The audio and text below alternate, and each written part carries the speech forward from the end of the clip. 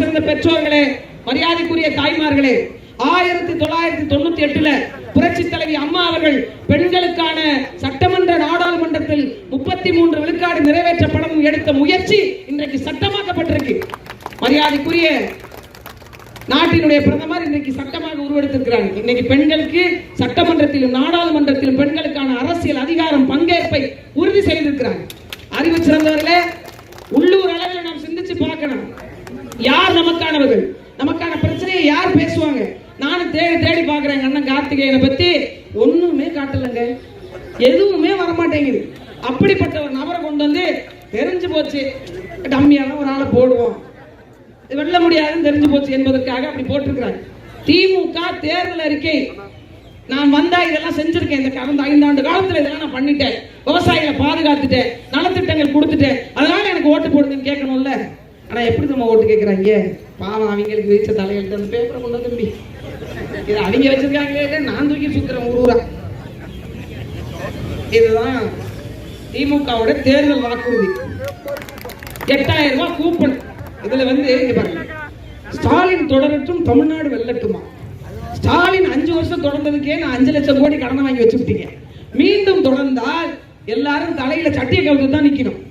அப்படிப்பட்ட ஒரு சூழ்நிலையை தான் உருவாக்கி வச்சிருக்காங்க.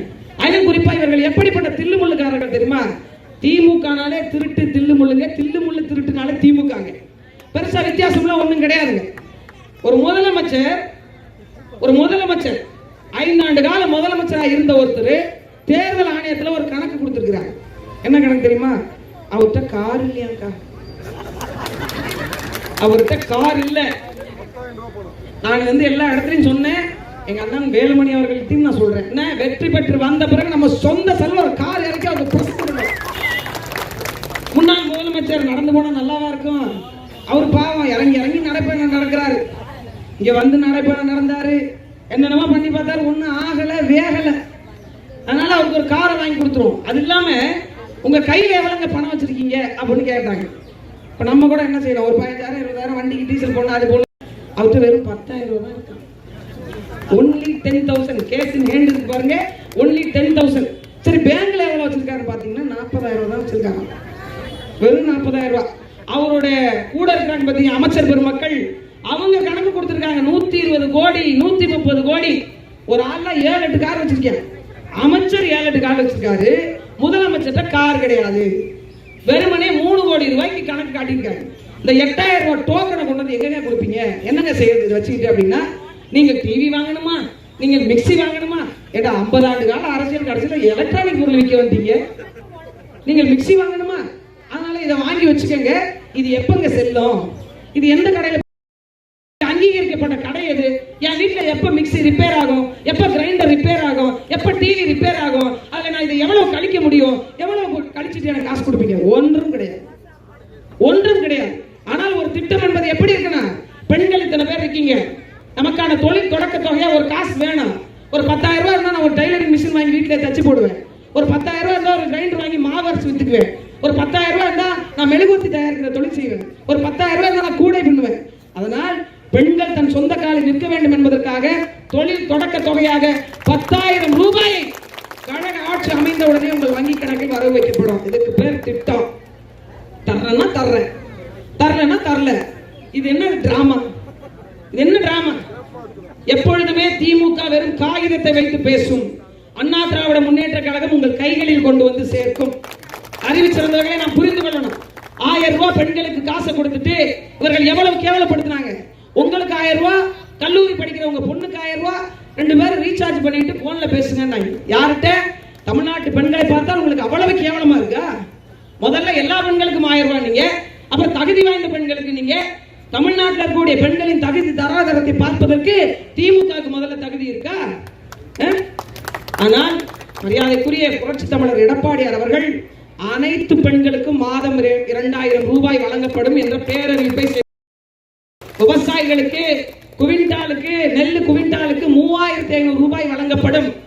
அதே போன்று சூரிய ஒளியில பம்பு செட்டு வைக்க நினைக்கிறவங்களுக்கு 90 விழுக்காடு மானியம் வழங்கப்படும். வேலைக்கு செல்லும் பெண்களுக்கான ஸ்கூட்டி 25,000 ரூபாய் மானியத்தில் வழங்கப்படும். அதோடு மட்டும் இல்லைங்க, இந்த பஞ்ச பராரிகள் கூட்டம் வந்த உடனே 5 லட்சம் கோடி கடனை வாங்கிட்டு இருக்கிற 60 திட்டத்தை நிப்பாட்டி விட்டாங்க.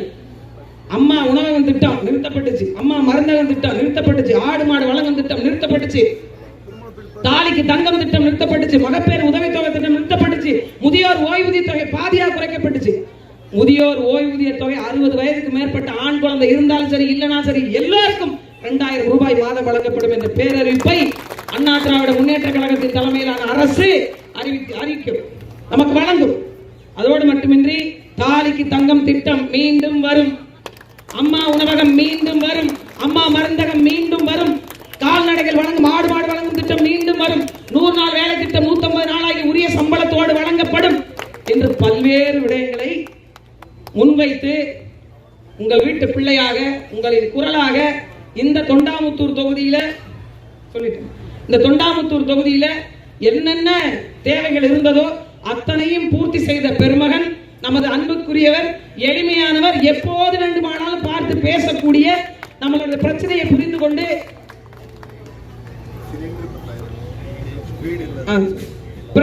கொண்டு களமாடக்கூடிய நமது அன்பு அண்ணன் மரியாதைக்குரிய எஸ்பி வேலுமணி அவர்களுக்கு இரட்டை இலை சின்னத்திலே வாக்கு செலுத்துங்க. வருடத்திற்கு 3 சிலிண்டர்கள் இலவசம் என்ற பேரறிவிப்பும் செய்யப்பட்டிருக்கு.